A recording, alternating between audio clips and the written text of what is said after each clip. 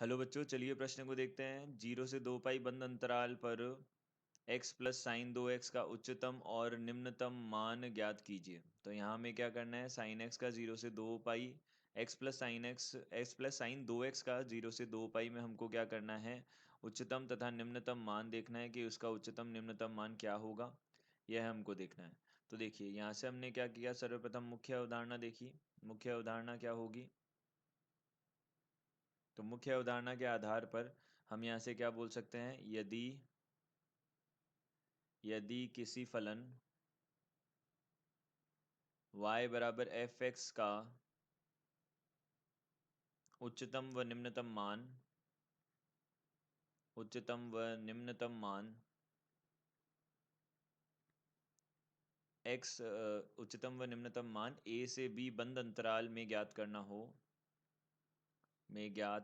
हो तो हम क्या करते हैं, देखिए हम सर्वप्रथम एफ डैश एक्स यानी कि अवकलन करते हैं उसका और उसको ज़ीरो के बराबर करते हैं। तो एक्स का मान अल्फ़ा एक, अल्फ़ा दो, अल्फ़ा तीन, इस प्रकार से अल्फ़ा एन तक बने। अब जितने भी बन सकते हैं हमारे पास में, ये अल्फ़ा एक, अल्फ़ा दो, इस प्रकार से बनेंगे।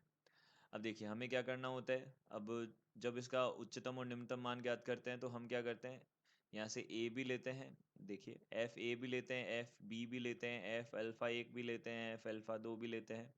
इस प्रकार से हम सारे मान लेते हैं और इनकी तुलना करते हैं, तुलना करते हैं। जो अधिकतम होगा,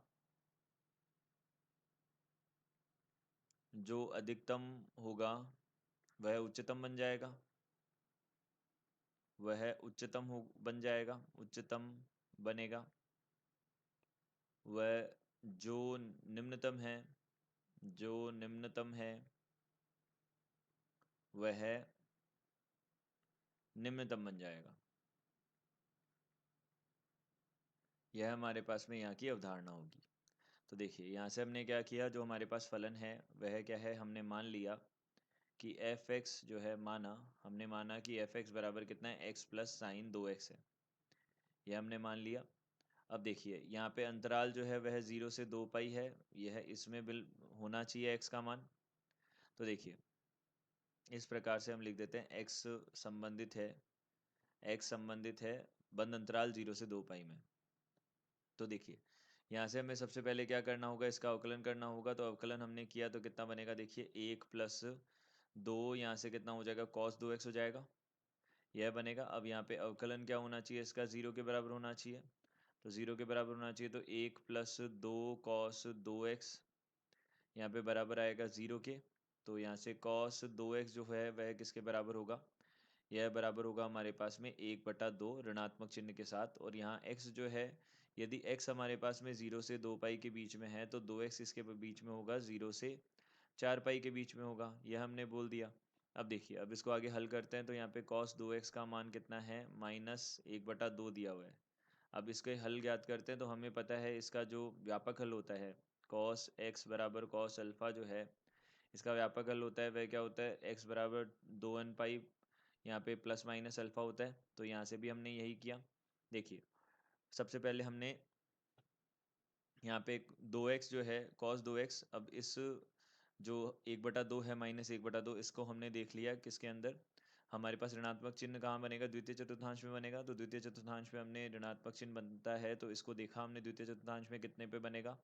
तो अगर हम कॉस पाई माइनस पाई बटा तीन करते हैं तो यहाँ पे कितना बनता है, ऋणात्मक चिन्ह आता है और कॉस पाई बटा तीन बनता है। और कॉस पाई बटा तीन का मान होता है हमारे पास में 1/2 होता है, यहाँ पे -1/2 बन जाएगा यहाँ पे। तो यहाँ पे ये बोल सकते हैं कॉस 2/2 पाई बटा 3 का होगा ये मान।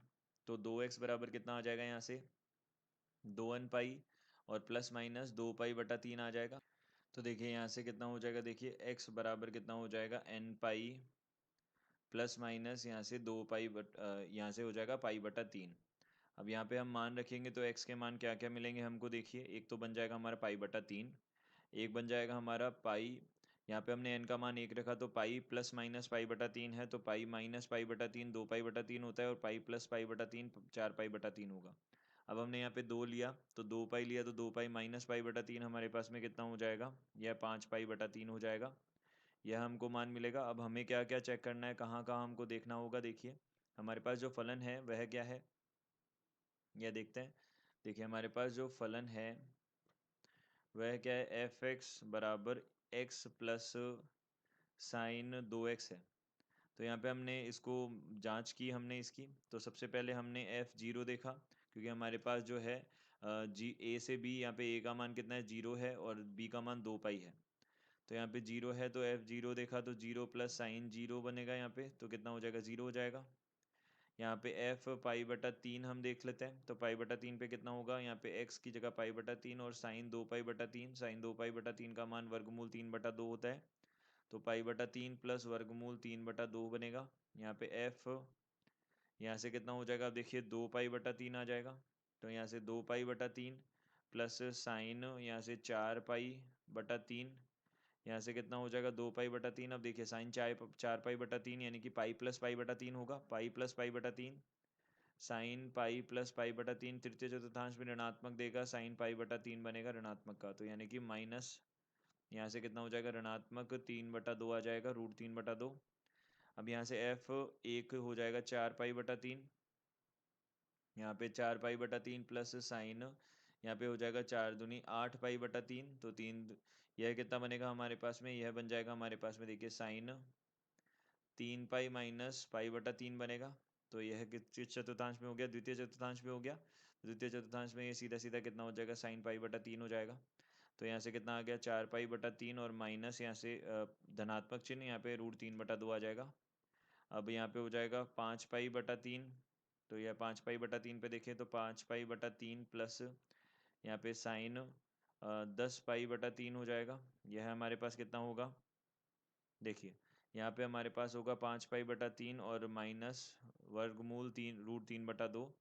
और यहाँ से अब 2 पाई पे देखा, तो 2 पाई पे देखा तो यहाँ पे 2 पाई प्लस साइन 2 पाई, यहाँ पे साइन 2 पाई किसके बराबर होता है, 0 के बराबर होता है, तो यहाँ पे 2 पाई बन जाएगा। तो हम यहाँ पे अगर देखें तो सारे मानों में से जो सबसे बड़ा मान है वह कौन सा होगा, हम यह देख सकते हैं। तो देखिए सारे मानों में से सबसे बड़ा मान जो है वह होगा 2 पाई, और सबसे छोटा मान होगा 0। हम इनके सबके मान अगर देखेंगे तो हमेशा यह 2 पाई से छोटे ही रहेंगे। तो यहाँ से हम बोल सकते हैं कि एफ एक्स का उच्चतम मान बराबर 2 पाई है, और एफ एक्स का निम्नतम मान हमारा क्या है, 0 है। यह हमारे पास बनेगा। तो दिए गए प्रश्न का उत्तर यह है। आशा करते हैं आपको समझ आया होगा। धन्यवाद।